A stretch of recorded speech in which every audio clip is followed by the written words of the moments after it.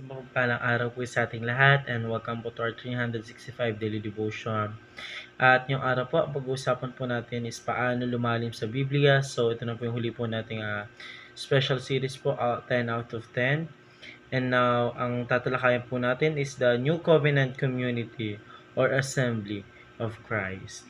So sabi po dito sa ating concept patungkol po sa New Covenant Community, a new Covenant Community refers to the church or the people of the God, those who have been redeemed by Jesus Christ and live under the new covenant established by His blood. It is the fulfillment of God's promise to write His law on the heart of His people and to dwell with them through the Holy Spirit. So, yun po yung sabi po sa concept po natin patungkol po sa New Covenant Community. And ngayon naman po tayo po dumako po sa ating Bible reading na matatagpuan po sa John 13. So, John chapter 13, verse 34 to 35. At ito po ang sabi po sa English, no? A new command I give you, love one another, as I love you. So you must love one another. By this, everyone will know that you are my disciples if you love one another. So isang bagong utos ang ibibigay ko sa inyo ngayon, magmahalan kayo kung paano ko kayo minahal. Gayon din naman, magmahal kayo kung kayo'y may pagmamahal sa isa't isa, makikilala ng lahat na kayo'y mga alagad ko. So ito po isa po dito sa Bible verse na ito po isang kautusan po ng ating Panginoon Diyos na ang sinasabi po dito is kailangan po natin magmahalan po kung paano po tayo minahal po ng ating Panginoon Diyos. So kailangan din po natin we love one another po. So mahalin din po natin yung kapwa po natin katulad po ng pagmahal po ng Panginoon Diyos po sa atin. And now tayo po dumako po sa ating teaching. Una, Jesus community is built of love.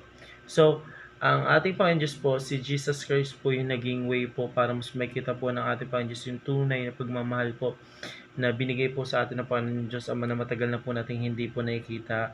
Kasi nga po nandahil po kay Kristo po na binigay niya po ang kanyang sarili para po sa mas ikabubuti po or mas sa kaligtasan po natin na imbis po tayo ay dapat magdusa, ang ginawa po ng ating Panginoon Diyos Ama is binigay niya po yung kanyang sariling bugtong na anak.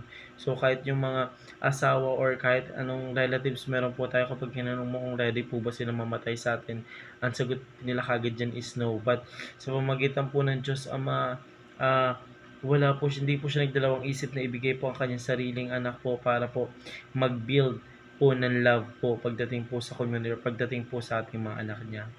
So paano katuruan po? Jesus love conquers the world. So ang ating Panginoon Diyos po is pinapakita niya po dito yung agape love. So pag sinabi po natin agape love, ito po yung tunay na pagmamahal po ng ating Panginoon Diyos po sa atin. True conquers the world po. So Christ loved the world po. Christ love us po ng mga anak niya po dito po sa mundong ibabaw.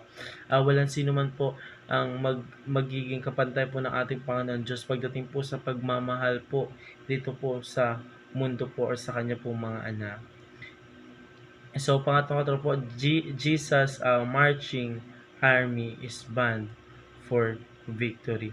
So ang ating Panginoon Diyos do is marching daw po siya ng mga army or ng mga sundalo kumbaga kung tawagin po natin, and nagbaband po siya for victory po kasi never po nagkaroon po ng defeated ang ating hindi po natalo ang ating Panginoon Diyos po sa lahat po ng laban po or ng marching na ginawa po ng ating Panginoon Diyos, bagkus lahat po yun ay palagi pong victorious po.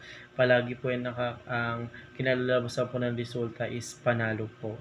So, our Christ, marching army, the band for victory. So, yun naman po para sa alam na ito. Maraming salamat po sa pakikinig and see you po bukas para po sa ating daily devotion.